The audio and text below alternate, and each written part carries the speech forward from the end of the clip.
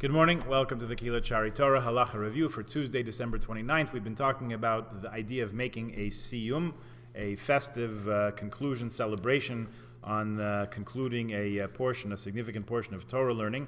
There is a custom, interesting custom during the 9 days. During the first 9 days of the month of Av, from Rosh Chodesh Av until Tisha B'Av, there's a custom not to eat meat, not to drink wine. That is the Ashkenazic custom mentioned in Shulchan Aruch, Ramah, Mishnah Brura, and other places. So, that same Reb Moshe Isserli is commenting in Shulchan Aruch, says one may eat meat and drink wine at a Sudas mitzvah. So, even though we don't make weddings at this time during the 3 weeks, in particular in the first 9 days of the month of Av, leading up till Tisha B'Av, we do not plan weddings, because weddings you plan sometime ahead. But a bris you can't really plan. A bris happens when it happens. So a pidyon haben also it comes when it comes. 30 days after 30 days of the child's life, you make a pidyon haben.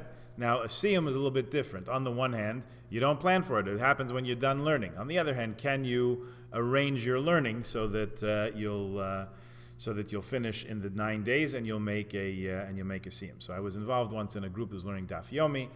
Years and years ago, and it happened. We finished a siyum right in the middle of the 9 days. So they did make a siyum, a festive meal with chicken, with wine, and so on. And some people partook, and some people didn't. Various customs and opinions according to that. You can go to the siyum and take part and rejoice. Who says necessarily you have to eat meat? But if you want to, the space is there. So here's what Rabbi Lebowitz writes in halachically speaking. He says, since the Ramah says that a siyum, the meal that goes with a siyum, you're allowed to eat meat and drink wine, even if it's during these first 9 days of Av. If you were not planning on making a siyum during the 9 days, you should not hasten your learning in order to finish it. This time, in other words, stay up late every night and finish your Masechta, finish your tractate, whatever it is. Others, however, are lenient with this. It says you ideally should act in accordance with the first opinion, but if someone made an effort to finish learning so they could make a siyum in this time, you can. I have seen recorded other places people are accustomed to make a siyum during this time, during the 9 days of Av. I remember in yeshiva, some years there was a siyum every day. Now there was a siyum, in other words, somebody finished the tractate, finished the Masechta, and people said Mazel Tov and sang a little bit, and not necessarily did they eat food, but the joy, the spiritual joy that comes with the siyum was certainly present. Those who attend the siyum may eat meat even if they did not learn the Masechta.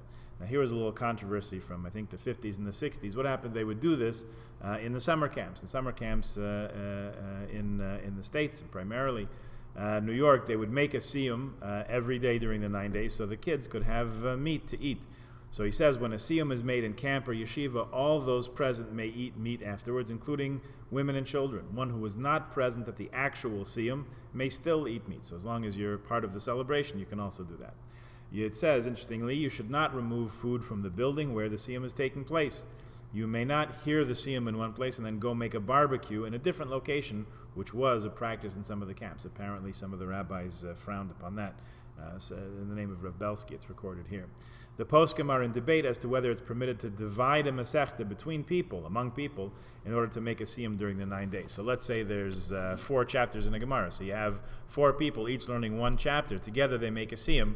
That's a machlokas poskim. If you can make a siyum based on a number of people learning it. You would think, on the one hand, that even though dividing it up, the entire tractate is still learned, so isn't that a cause for celebration? So according to that, you could. Okay, talk a little bit more about customs surrounding a siyum tomorrow. Please join us for that. Have a good day.